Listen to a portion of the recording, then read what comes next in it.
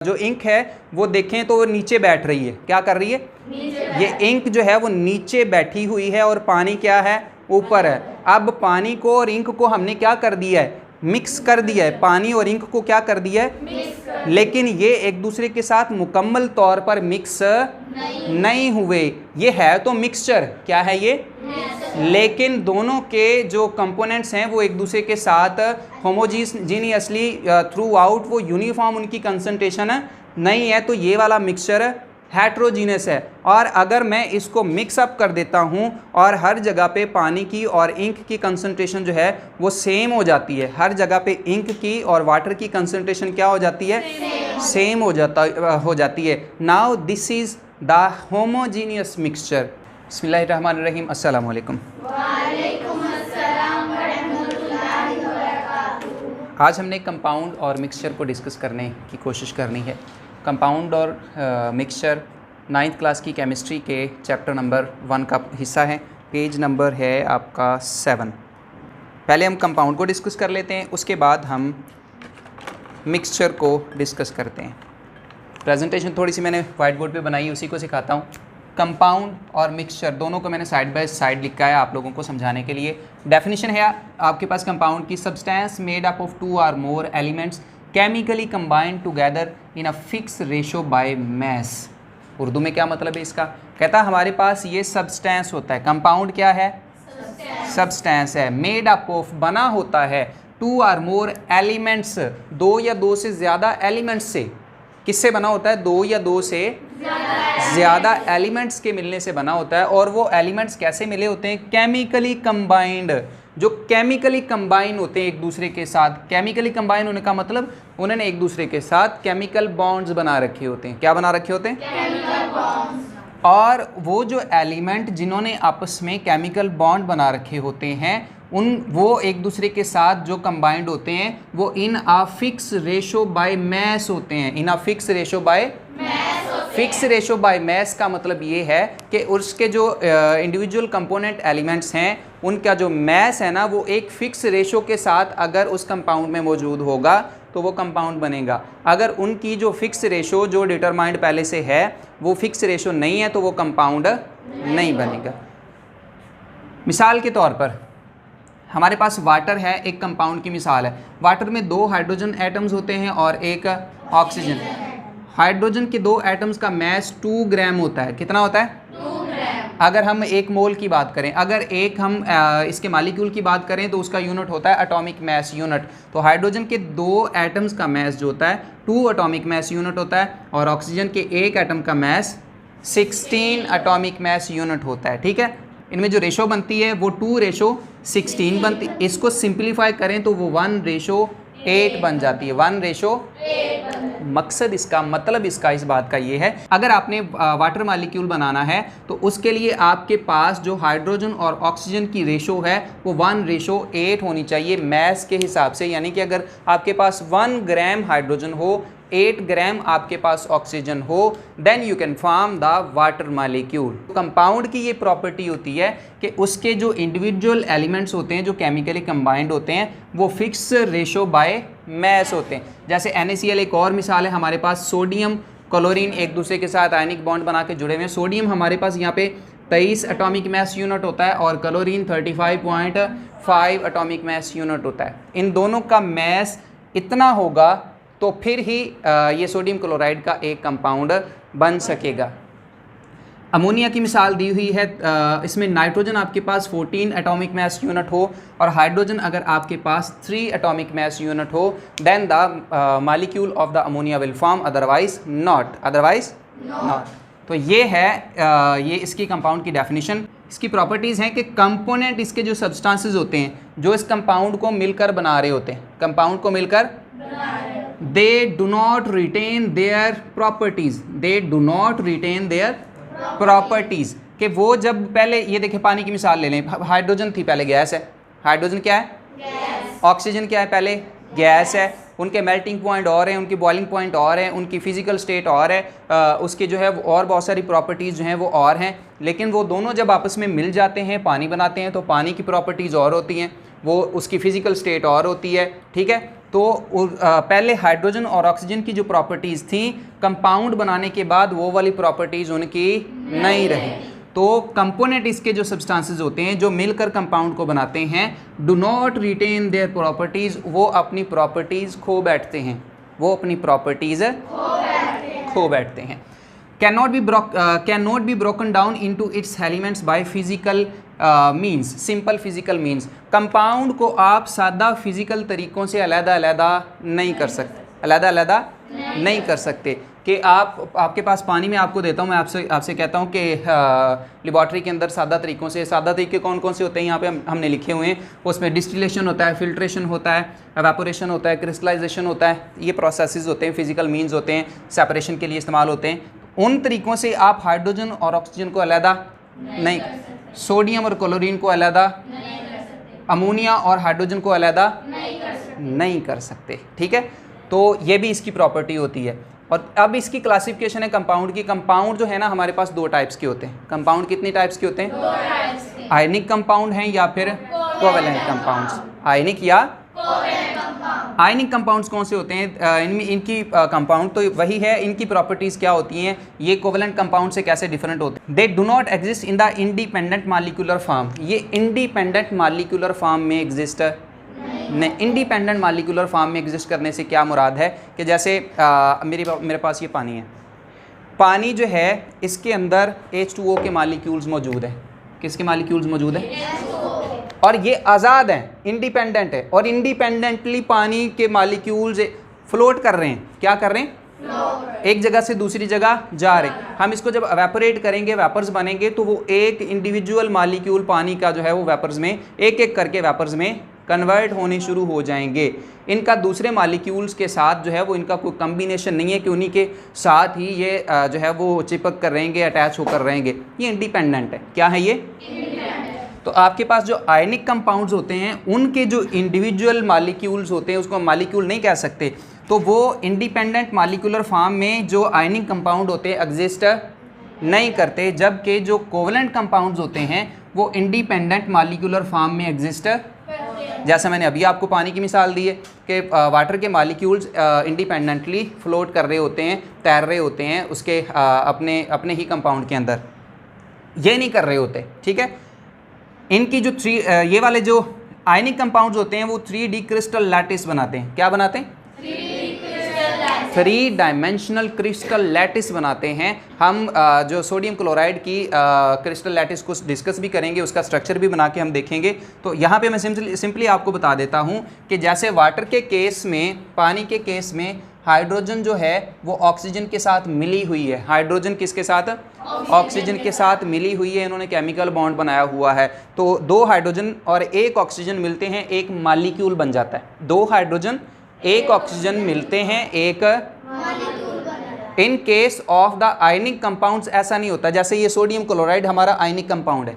Sodium chloride क्या है? Ionic compound. ऐसा नहीं है कि एक सोडियम 1 क्लोरीन के साथ मिलकर इसने एक मॉलिक्यूल बनाया हुआ है और इसी तरह दूसरा मॉलिक्यूल है, तीसरा मॉलिक्यूल, और सारे मॉलिक्यूल्स एक जगह पे इकट्ठा हैं तो वो सॉल्ट है। ऐसा नहीं है, ऐसा नहीं। ये कैसे होता है? ये ऐसे होता है कि सपोज करें आपके पास 500 सोडियम के एटम्स हैं और आपके पास 500 ही क्लोरीन के एटम्स हैं। सपोज कर रहा हूँ मैं, आप तादाद ज़्यादा भी कर सकते हैं, तादाद कम भी कर सकते हैं। तो इस 500 को जब हम सिंप्लीफाई करते हैं तो 1:1 बनता है। 1:1।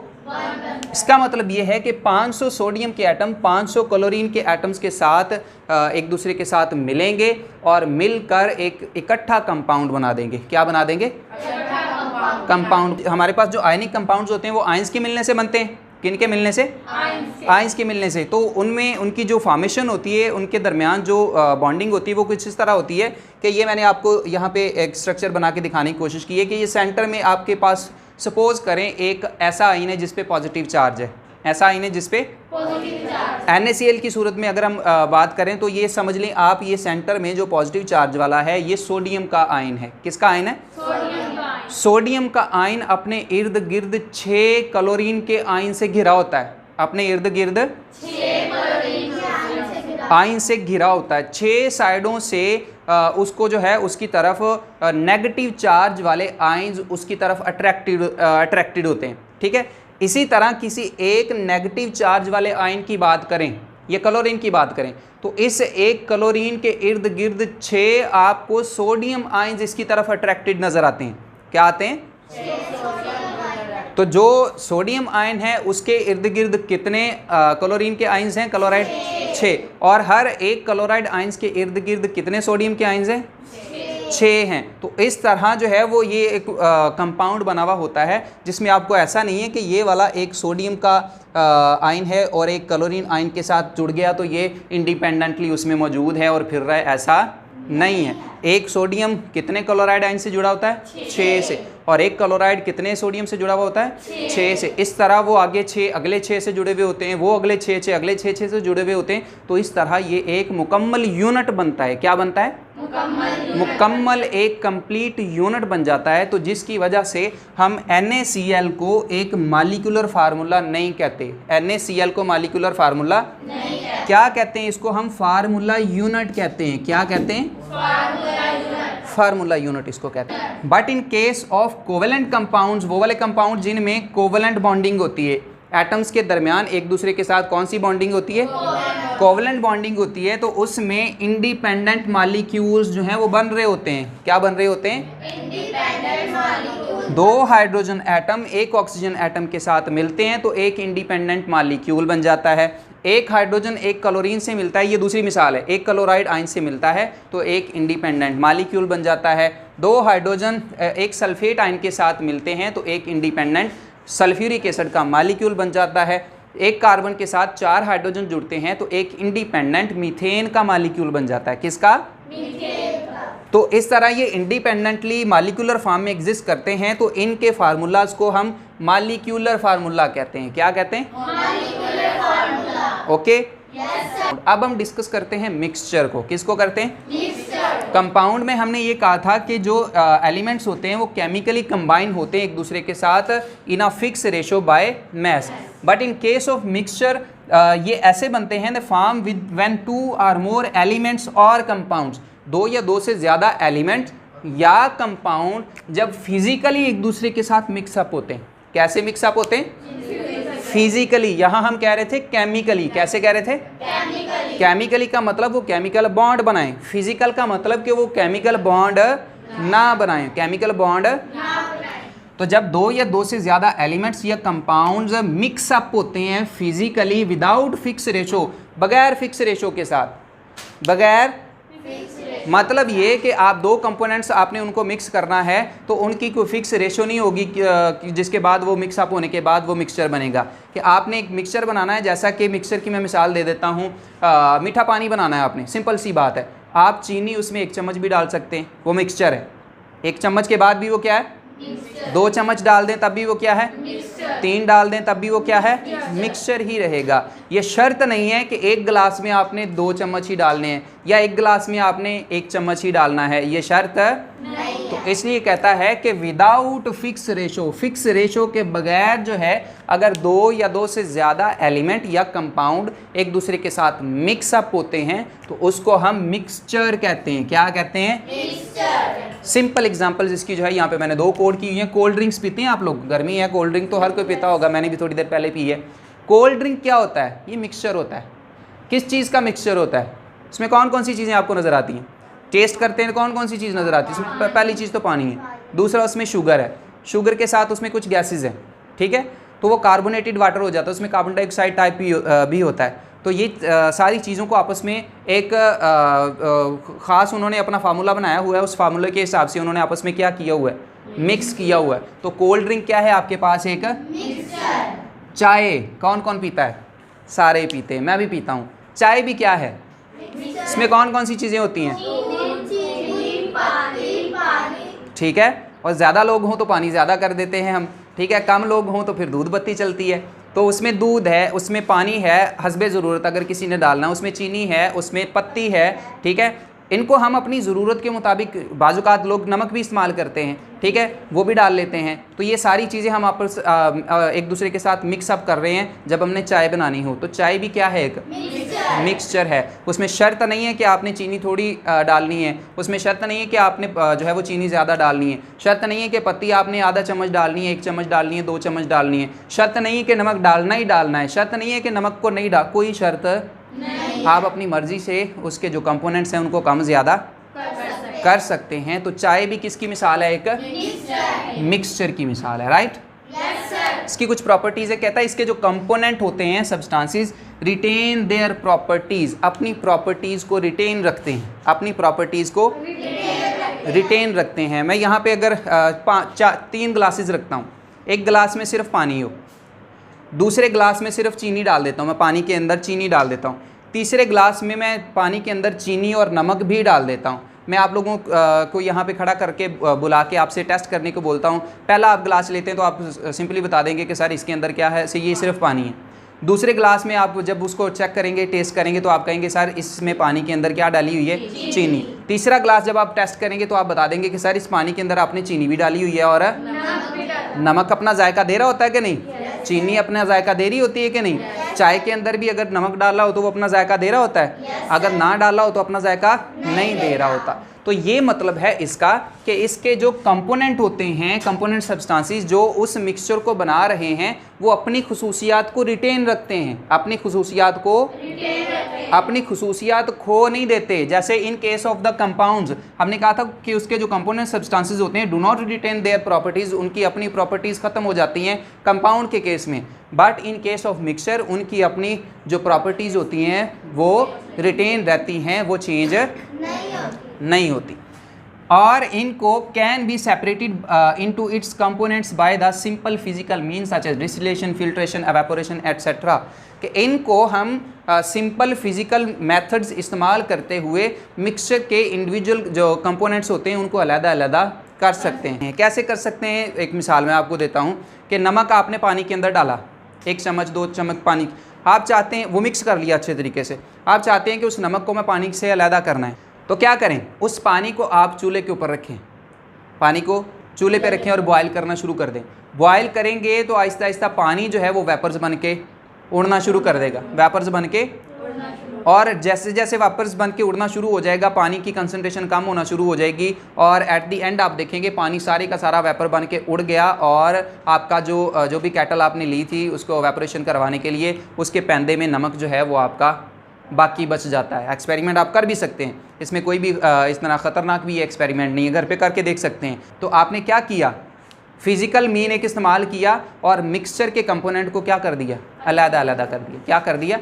अलग-अलग कर दिया। इसी तरह जैसे चाय बनाते हैं तो उसमें से पत्ती के जो आपकी उसको अलग करना होता है, तो उसके लिए हम क्या करते हैं?